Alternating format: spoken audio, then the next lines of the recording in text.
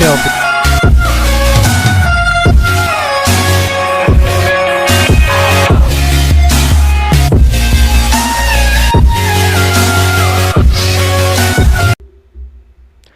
Welcome into the show, and we are now set to begin the NFL 2021 Draft key takeaways. And if you're not watching on YouTube right now, you can go catch the show on iHeartRadio, TuneIn Radio, and Apple Podcasts, wherever you listen to podcasts at. So, obviously, the Jacksonville Jaguars wasted absolutely no time to select Trevor Lawrence.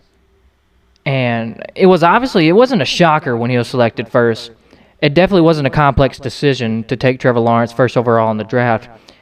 He's ranked the number one prospect in his position and the number one overall player in the entire draft with a 97 draft grade. But when you look at it from the insights and you look at it from an Urban Meyer or Jacksonville Jaguars organization perspective, it's a new beginning for the Jacksonville Jaguars franchise, which means you definitely need young talent that could potentially benefit the future of the franchise. And Trevor Lawrence fits the criteria very well to transform this franchise. He was capable of handling the spotlight very well. He was able to perform at a high caliber level. I mean, we can just look back to when he won a national championship at Clemson in his freshman year. And you ask yourself, how will Trevor Lawrence contribute to the franchise? Will he be forced to play the veteran role on the roster in his tenure in Jacksonville? And another question is will his tenure in Jacksonville be long-term, or is this just another hit-and-go opportunity for the Jacksonville Jaguars? And we can also, let's just look at the skill set of Trevor Lawrence. He's able to conduct the RPO, which I'm sure Urban Meyer is going to fall in love with. And not to mention, let's just look at the fact that Urban Meyer chose to come back to coaching just due to the reason that he wants to coach Trevor Lawrence.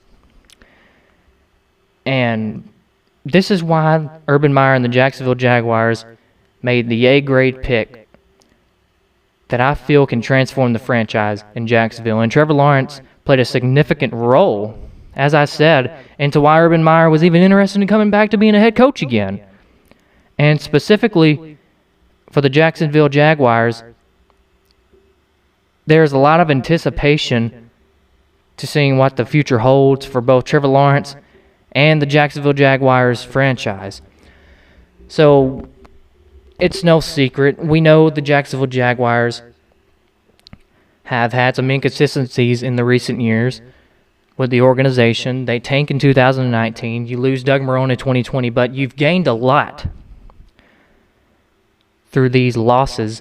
And you've gained Urban Meyer. You've now gained Trevor Lawrence. And not to mention, you've gained Travis Etienne, which could possibly be the right caliber players to transform this franchise. But overall, I'm very excited to see Trevor Lawrence suit up in a Jacksonville Jaguars uniform. And I'm just excited to see how he's going to perform at the highest level. And will he be the same quarterback he was at Clemson? Or will he just be another Sam Darnold, who the Jets give Sam Darnold so much hype when he stepped into the organization, and now 4 years later, here we are looking at him going to the here we are watching them trade him to the Carolina Panthers.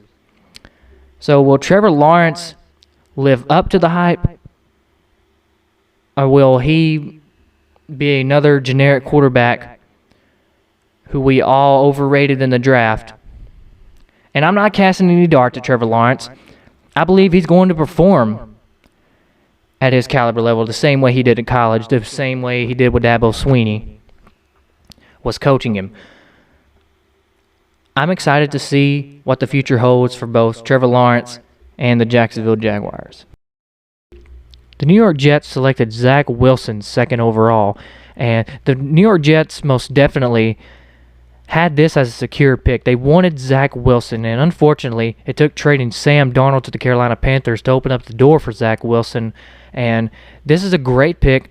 I believe he's going to fit Robert Saleh's offensive scheme very well because he's going to be around guys like Denzel Mims, Corey Davis, who Corey Davis just recently signed a 3-year contract with the New York Jets. And also going to have guys like Jamison Crowder and Keelan Cole a part of that wide receiver course. So he's going to have a lot of elite weapons to go to. And Zach Wilson played in a pistol-heavy offense in BYU. It featured a lot of full-field reads and mostly pro-style concepts. His best trait and his ability is to extend plays. He does a good job of adjusting his arm at the right angle. So he's very similar to guys like Patrick Mahomes. He's both a dual-threat quarterback and a pocket passer. And I don't believe the Jets could get much better than this pick. This was a good pick. I'm going to rate this pick right at A plus actually, because Zach Wilson fits this setting very well, and very excited to see what the future holds for Zach Wilson. The 49ers undoubtedly had the most intriguing pick of the draft. They chose Trey Lance, 3rd overall in the first round. And a lot of people weren't expecting this. A lot of people were expecting Mac Jones to go 3rd. Or there were possibilities that the Broncos were going to, the Patriots were going to trade up to get Trey Lance. And there were possibilities with that trade, but Kyle Shanahan saw a lot of potential that other draft analysts saw. He's the 3rd overall ranked quarterback in the draft. His overall rank is 9th as a draft prospect, and his draft grade is 92. But what Kyle Shanahan sees is Lance. He's efficient when he drops back under center.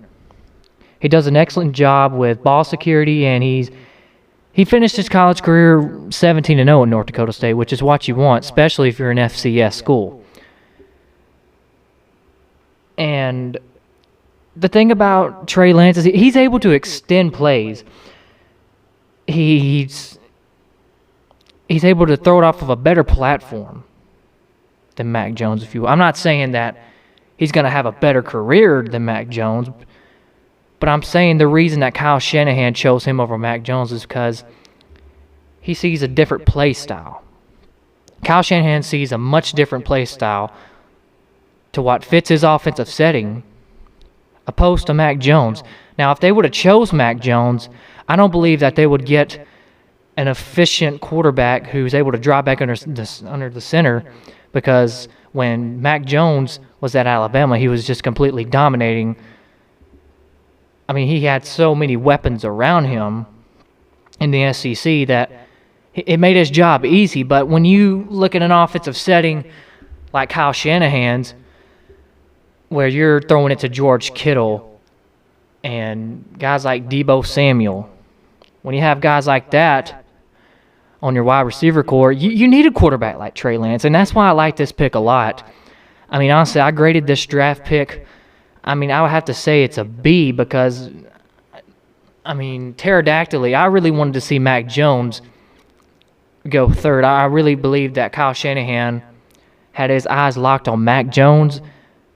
But who am I to say that the draft is going to pull out everything that you expect, because it's not. I like Trey Lance because, he limits his turnovers. He's very, very limited to his turnovers, and I saw that watching a lot of his highlights. He's limited to turnovers, and he's got good mechanics, and I really believe that the San Francisco 49ers are going to get the best benefit out of this pick. I believe which last night, Trey Lance definitely isn't going to be a starter. But let's say Jimmy Garoppolo, let's say he battles another injury, just as he did last season, you're going to have an efficient backup. And Kyle Shanahan mentioned it last night on SportsCenter, that if something were to happen where Jimmy Garoppolo wasn't able, he didn't perform at the highest level as expected, then there's a possibility that Trey Lance could be the starter. But that's not going to be the case when he first comes into the organization. But I do believe that this kid shows a lot of potential to be successful in this organization. within this offense that Kyle Shanahan has put together for the 49ers. He has the right tools around him. I believe that Jimmy Garoppolo, he's going to be the starting quarterback. That is confirmed. But if worse comes to worse and Jimmy Garoppolo is to battle an injury, I do believe Trey Lance would definitely show his talent. And he's definitely going to show the 49ers that they didn't waste the third pick in the first round. So as speculated, quarterbacks went 1, 2, 3 in the draft. But with the fourth pick of the draft, Atlanta decided to go with a tight end. And Kyle Pitts was that pick. And I like this pick. This is a very good pick because now Matt Ryan is going to have much more. He's going to have a balanced offense now. Now you have Kyle Pitts who can line up both at the wide receiver position and at the tight end position. So he could be a slot player, and he could play that position very well, which is going to balance the offense out. Arthur Smith is going to be able to utilize Kyle Pitts to his max momentum. Great pick. I would give this pick I would give it an A. I mean, this is a really good pick. I mean, Kyle Pitts, 6'6", his position rank at tight end is first overall. So he's the number one ranked player in his position. So they got the quality that they wanted out of this pick. His overall rank is second. And his grade is a 94. So the Atlanta Falcons definitely do get an A+ on this pick because when you look at Kyle Pitts and you look at what he accomplished at Florida, you'll see he's just a player that he's capable of a lot at his size. I mean, he's both the tight end and a wide receiver. You don't get much better than that. He's got a rare blend of size and length, and he's a matchup problem. That's what we're looking at here. He's a very, very intense matchup problem, and he's a very, very, very, very, very efficient route runner too. I wouldn't say he's with the best of the best. He's definitely not a Travis Kelce, which that's who most people compare him to. The way that him and Travis Kelce are able to both move and just be able to have a very good sense for the ball and to be able to make plays with their size. This is a very good pick because now Matt Ryan has more than, I believe, 3 options. He has 3 passing options now. He has Kyle Pitts, Julio Jones, and Calvin Ridley now. I don't think you can ask for much better than that, not to mention that Todd Gurley is going to be in the backfield. So this is going to be a very balanced offense. I really want to see if Kyle Pitts is which I'm not sure he's going to be able to use every bit of his size to his advantage in the NFL because it's a little bit more intense in the league, but I'm very skeptical of how many times he'll be targeted because that's going to be a large amount of times, even as a rookie.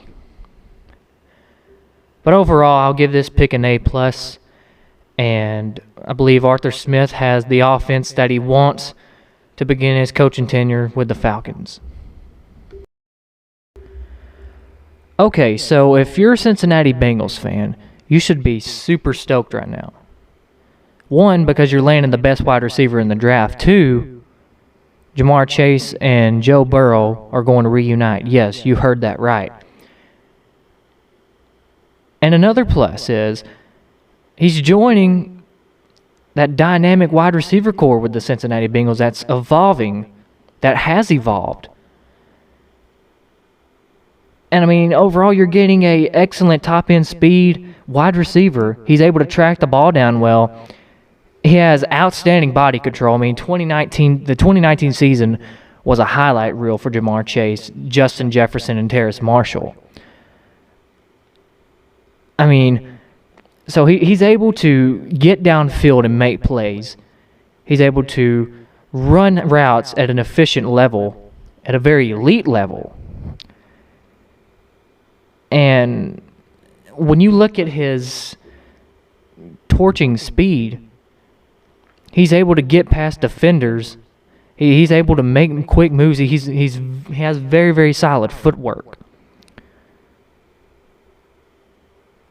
I mean, I don't know. Of course, the Cincinnati Bengals could have targeted a tackle to possibly helped Joe Burrow, but I mean, then again, you're going to pass that up for a wide receiver like Ja'Marr Chase. You just couldn't do it. I mean, he's ranked first overall in his position at the wide receiver position. His overall rank is third. His scout grade is a 94. And when you look at what he accomplished with Joe Burrow at LSU, all of that was built through chemistry. That's what we're looking at here. They've built so much chemistry together that when these two land in Cincinnati, when they are kicking off week 1, we could possibly see a significant difference in this Cincinnati Bengals offense, just with these two on the same side of the ball. I'm going to have to give this, which, of course, not being LSU 2019 biased by any means, but I'm going to give this pick an A+. I'm going to give it an A+ because you have no choice but to get Ja'Marr Chase. And with this pick, I do believe that the Cincinnati Bengals are going to move in a very good direction, because now with Ja'Marr Chase, you're able to do much more from an offensive perspective. I like this pick. I'm excited to see Ja'Marr and Joe team back up. I'm ready to see them unite, and hopefully they'll accomplish a Super Bowl championship as well, and they'll party with the Lombardi one day. But that's yet to come. But I'm going to give this pick an A, and I wish the best for these two, and I'm really excited for week 1 in late September to see Ja'Marr Chase and Joe Burrow reunite. So once again, we have another wide receiver and quarterback reunion. Yes, Jalen Waddle was selected 6th last night in the first round by the Miami Dolphins. He will be reuniting with his former quarterback from Alabama, who connected for over 800 yards in his time with Alabama, Tua Tagovailoa. I like this pick. I really do, because, and I like the majority of all the top 10 picks but this one especially, because when you look at this pick, it's a very, very big necessity for the Miami Dolphins, because they don't have many players on that roster that are as skilled and as fast as Jalen Waddle is. I don't think they have a single player that has the breakaway speed that Jalen Waddle has. And with this, I feel like this could change the aspect of their entire offense, and it could help Tua Tagovailoa out tremendously. And when you look at his overall ranked, when he's ranked at 7th, he's ranked the 7th prospect in the entire draft. His position rank is 3rd, and his scout grade's a 94. So I mean, he's definitely the player that the Miami, which most people speculated that the Miami Dolphins would go with Devontae Smith, but when you look at a guy like Jalen Waddle and you do the comparison between him and Devontae Smith, of course, Devontae Smith's a Heisman. That's the guy you would assume that the Miami Dolphins would go for, but unfortunately, you need that breakaway speed. And in a way, I'm not saying Devontae Smith didn't fit the criteria. I believe he's going to fit the criteria very well in Philadelphia, but Jalen Waddle overall, his explosiveness is what's got him the exposure. And plus, having a very, very excellent pro day helped him out tremendously as well. So the Miami Dolphins didn't go wrong in this position, because, of course, you did have Devontae Smith on the board, and you chose Jalen Waddle. I don't believe you're going in the wrong direction, because either if the Miami Dolphins would have chose Jalen Waddle or Devontae Smith, it wouldn't have made a difference really, because when you look at Jalen Waddle, you see a lot of explosiveness. So, I mean, it is what it is, and I'm excited to see Jalen Waddle and Tua Tagovailoa pair back up, and I believe this kid is going to have a successful career. I'm not sure what his tenure, how long his tenure is going to last in Miami, but I do know that Jalen Waddle is going to help that offense excel to to the top level. And I'm sure most people are excited for that. This pick was definitely a no-brainer for the Detroit Lions as they selected Penei Sewell 7th overall. And you have to consider the fact that Dan Campbell was not the least bit hesitant when it came to this pick, because he 100% wants a guy like Penei Sewell a part of his offensive line. And when you go back to when when you go back to the 2019 season and you ask Justin Herbert, how were you able to make the plays that you did? He's definitely going to tell you it's because of guys like Penei Sewell allowing me to buy time. That's what he's going to do. He's going to allow you to buy time. He's going to create plays for others. He's definitely... He'll create plays for others. And he has great footwork. He's able to get to defenders. He's able to... He's a coachable player. Because I've watched documentaries, and I love watching how coachable he is.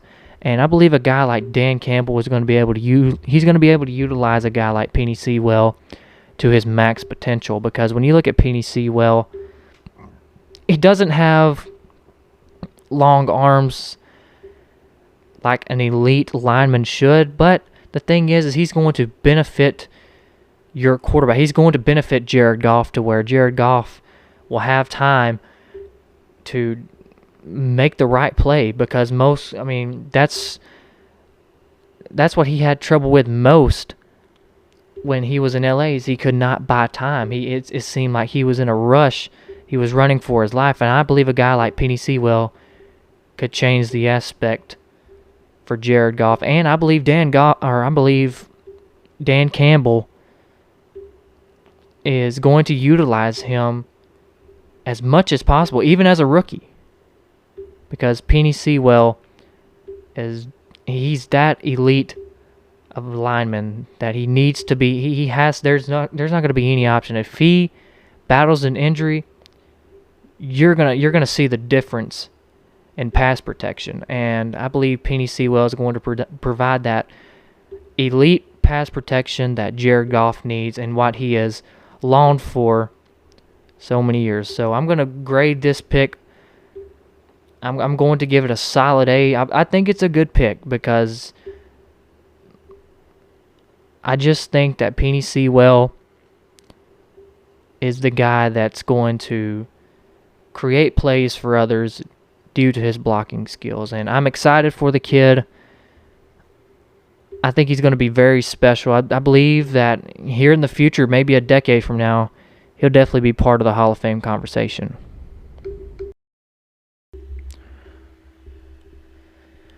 I feel like this is an essential pick for the Carolina Panthers, because when you have a guy like Jaycee Horn, who's a ball hawk, who's very versatile, he's a very good press corner, and he's ranked the 14th overall prospect in the draft, and his position rank is second. He has a 91 draft grade. But the thing about Jaycee Horn is he's even better when it comes to putting pressure on wide receivers. He's done it his entire tenure at South Carolina. And I feel like the Carolina Panthers, they need an elite CB such as Jaycee Horn. I feel like that is going to benefit them more than them going after an offensive player. But I do like this pick. This is like I said, it's a very essential pick. And it was a 50-50 chance on whether getting an offensive player or getting Jaycee Horn. And of course, they utilized that 8th pick to put some versatility on the defense, and I think this is going to work out very well for the Carolina Panthers. The Denver Broncos, with the 9th pick of the draft, selected Patrick Surtain II, cornerback out of Alabama, the number 1 cornerback in this year's draft. This is a unique pick. I like this pick, and which I've said that on every pick so far, but realistically, I do and I would enjoy watching Patrick Surtain in Denver, because when you look at all the defensive players that the Broncos have lost, they need a guy like Patrick Surtain they just need a cornerback like. I mean, any team can utilize a cornerback like Patrick Surtain. I mean, Patrick Surtain, he's a tall, long corner who he's able to dissect routes before they even take place. He's able to quickly read the quarterback's reaction, and that's what you need with a guy like Patrick Surtain. And I believe he'll be able to he can eliminate so much pass production, and he plays within a structure of the defense, and he knows where the receivers are going to be before they even get there. That's the thing about Patrick Surtain. There's not many wide receivers that stood a chance against him in the 2020 season. And I believe he played a huge significant role into why Bama's defense was so critical to pass on last year, because first of all, you had to eliminate Patrick Surtain, which was probably not going to happen. And with the Denver Broncos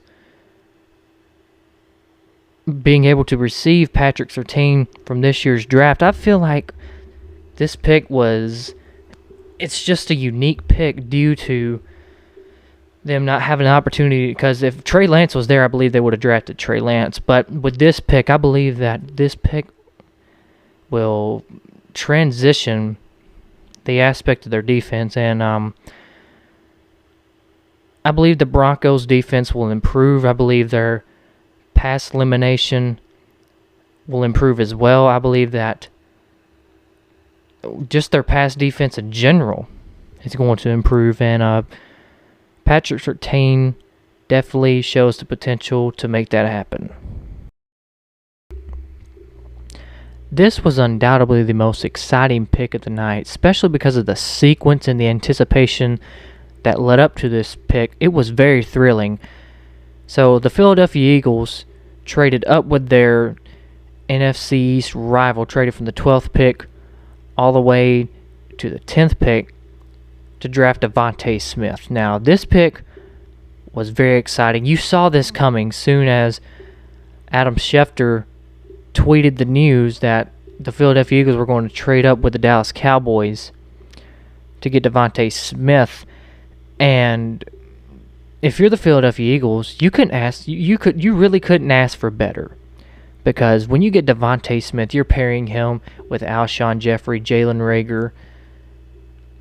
Unfortunately, Deshaun Jackson isn't there anymore. Now you're pairing him back up with his former quarterback at Alabama, Jalen Hurts. Jalen Hurts is in dire need of an extra elite wide receiver like DeVonta Smith. He's an elite route runner who consistently he can gain separation throughout each route. He's very explosive in the open field. He's able to make plays like the Heisman caliber player that he is. And I believe the Philadelphia Eagles got the A-grade pick. When we look at DeVonta Smith and we look at his athleticism and we look at the combination he could potentially have with Jalen Hurts, I feel like the sky's the limit for this kid in his NFL career. Because, let's look at reality. The Eagles have had organization issues for the past 2 years. You fire Doug Peterson, you lose Carson Wentz, release Deshaun Jackson. It's just like everything has fell apart. But then when you land a player like DeVonta Smith, who you could possibly build your team around Jalen Hurts, and I believe this is why they sacrificed that 12th pick, which they traded up to get Dallas's 10th pick, which means that if Dallas would have not accepted the offer, DeVonta Smith would be in Dallas. And which I feel like Jerry Jones, in a way, he's doing things different this year, but this pick for the Philadelphia Eagles is absolutely exhilarating. this is what every Philadelphia Eagle fan, I'm sure, wanting, or I'm sure this is what every Philadelphia Eagle fan wanted. But, and when they traded up, as I was watching the draft, I was watching the entire sequence of it, I was like, if they do not select DeVonta Smith, what in God's green earth are they doing? And of course, they selected DeVonta Smith, and I wasn't surprised when I heard his name. I was very surprised when they traded up to the 10th pick, and I knew that this is to get DeVonta Smith. And I believe the Dallas Cowboys, yes, they missed the opportunity to land a potential NFL superstar, but I believe the Philadelphia Eagles are going to reap the benefits of this pick. The Chicago Bears most certainly went all out for the 11th pick of the draft to select Justin Fields. But in a way, in a way I am excited. But in another way, I just feel like this was an irresponsible pick in a way, because you completely sacrifice the future of your franchise for one quarterback, which I believe in a way it's worth it, because you're landing Justin Fields, who is, I believe, I'm not going to make any confirmations here, but I do believe he will be the starter in Chicago. But the flip side of this is that when they traded up with the Giants, they also lost next year's first-round pick. They lost 5 in this year's. And then they lost 4 picks in the 2022 draft. So, in this emphasis, I will have to say that if you're going to sacrifice everything and go for Justin Fields, be my guest. But then again, what if, which I believe this pick could possibly end the quarterback inconsistencies in Chicago, with dealing with Nick Foles, battling injuries. Then you're dealing with the same predicament with Mitch Trubisky. I feel like this could end it. I feel like in a way that Justin Fields will be the man. He will be the starting quarterback in Chicago. No confirmation at all, but you've sacrificed the majority of your future in the organization and the franchise. But I would have to give this pick. I definitely would have to give this pick a B, because I feel like if you are going to sacrifice 80% of the future of your franchise for Justin Fields, I just feel like it's not worth it in a way, because how do you know that those 7 picks, out of those 7 picks, that you're not going to land another Ezekiel Elliott, or you're not going to land Lamar Jackson or Dak Prescott? And to give up those picks, and not to mention next year's draft picks as well, for one quarterback who, well, nobody knows what the future holds, but Justin Fields, by all means, he had a great pro day. I do believe in a way that it possibly could be worth it.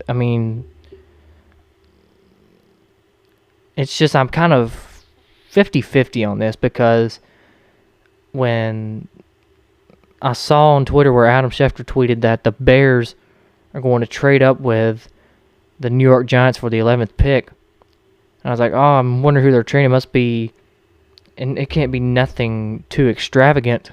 And then I saw what the Giants were getting in return. It shocked me.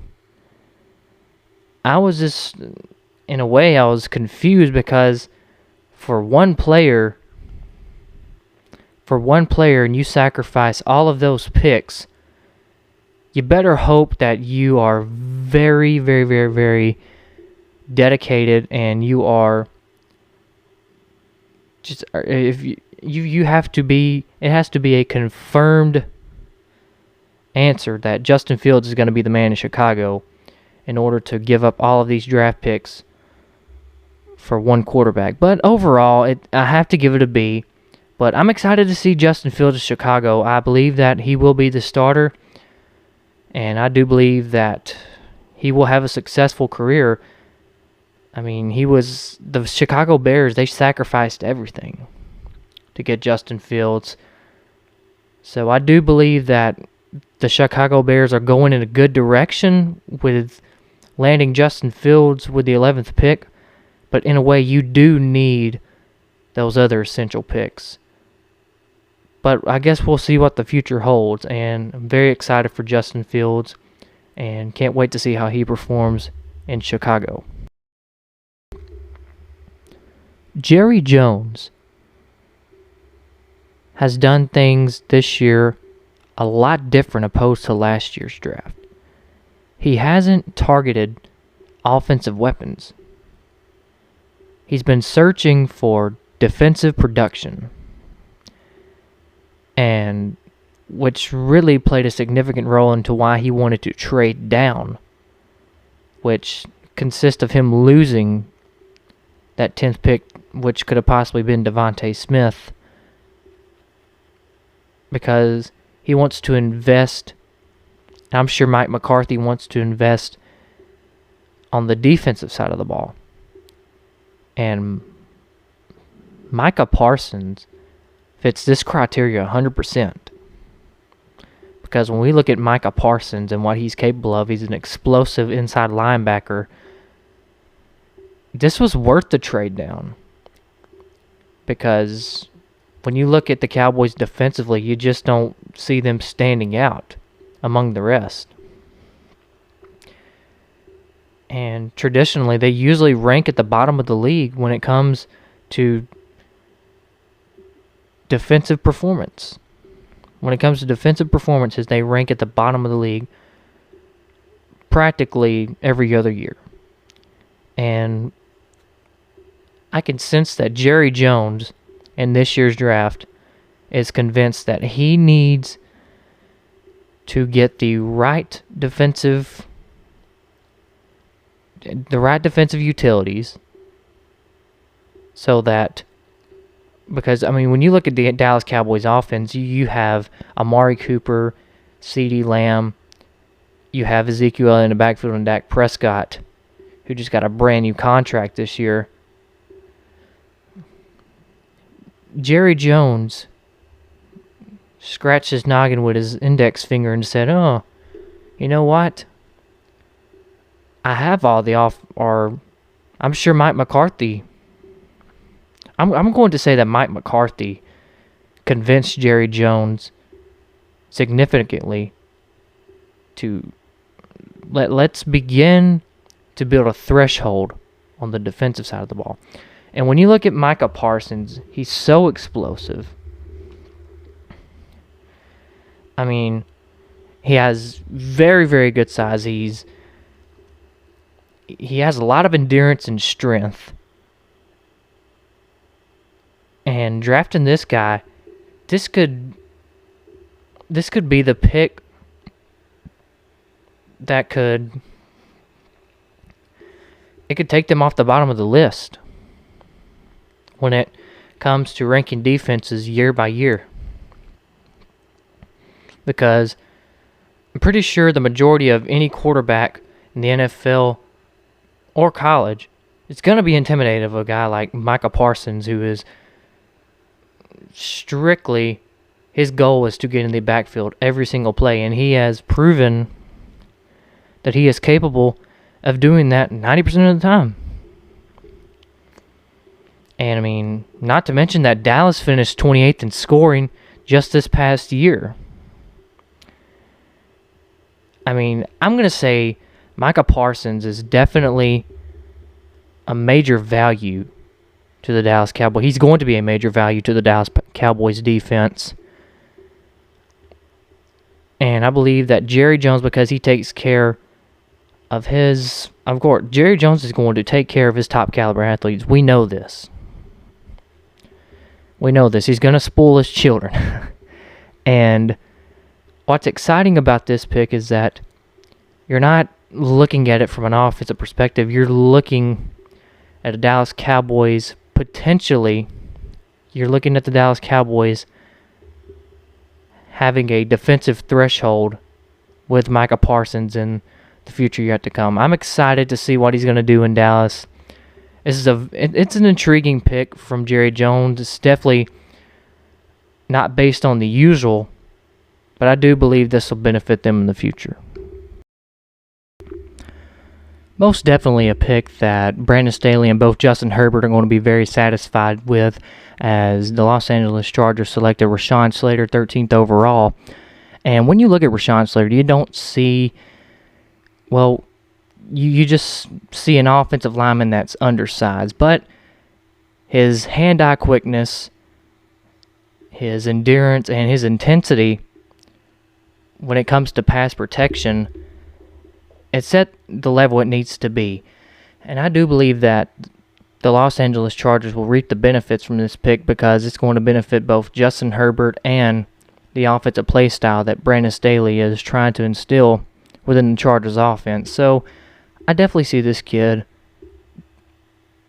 most definitely playing a pivotal role into the offense being successful, hopefully in the future. But overall, this is a good pick. I do believe that this pick is going to benefit them for the better. You're not really in need of too many offensive skill players. There wasn't many that were on the board at the time, so really your options were, you could have got a wide receiver. You could have really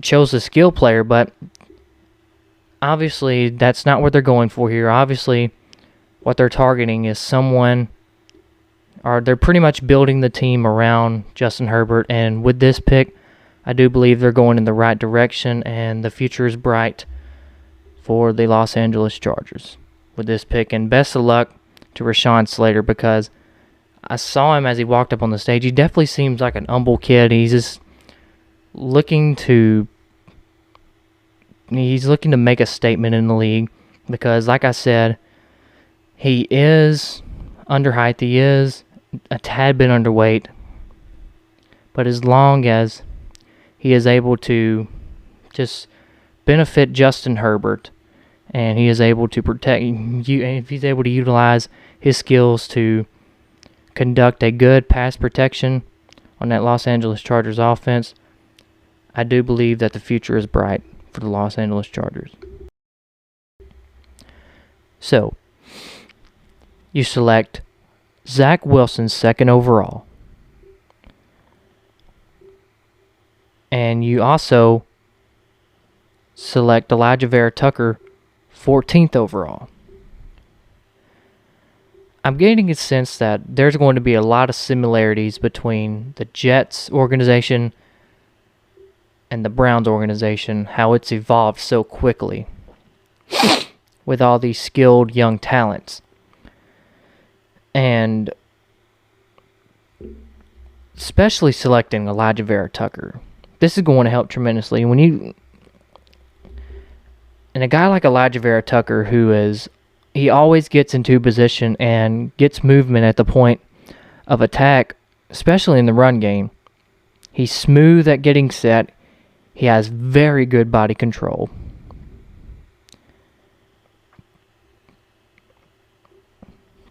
He played left tackle at UFC. He was able to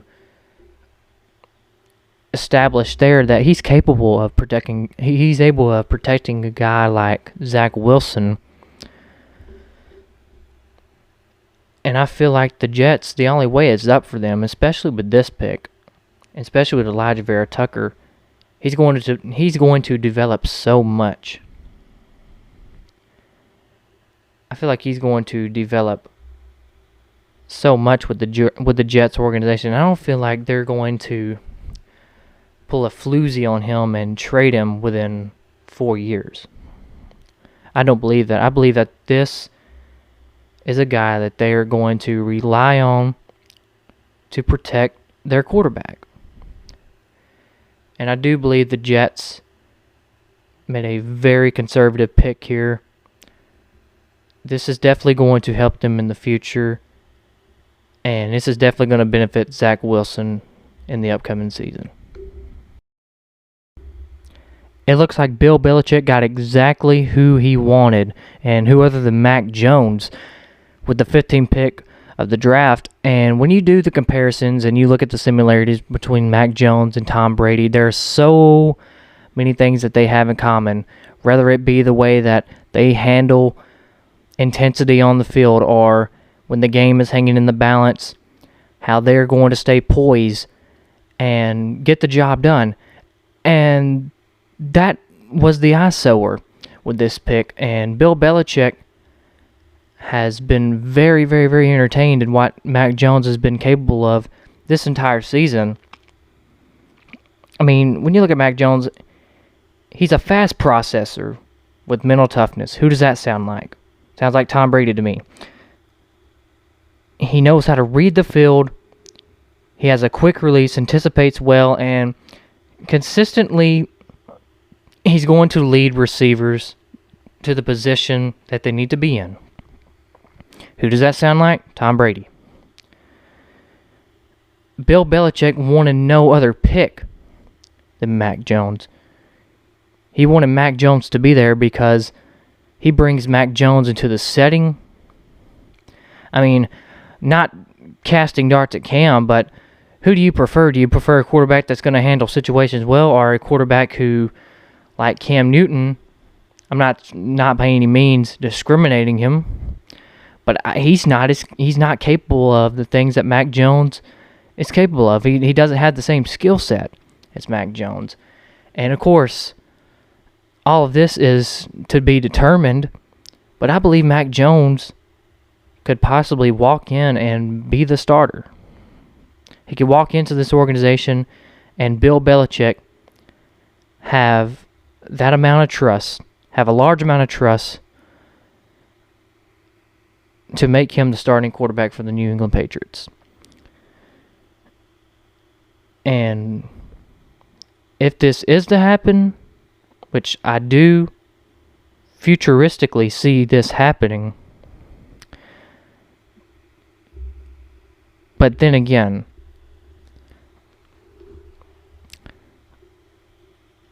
let's just look at it from Bill Belichick's standpoint. How many quarterbacks are you going to see him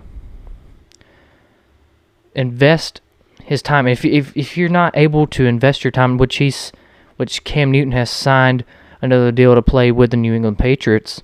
I believe he signed a 1-year deal, if I'm not mistaken. But still, I don't believe that Bill Belichick is going to want to invest his time into a quarterback that's not going to give his offense production.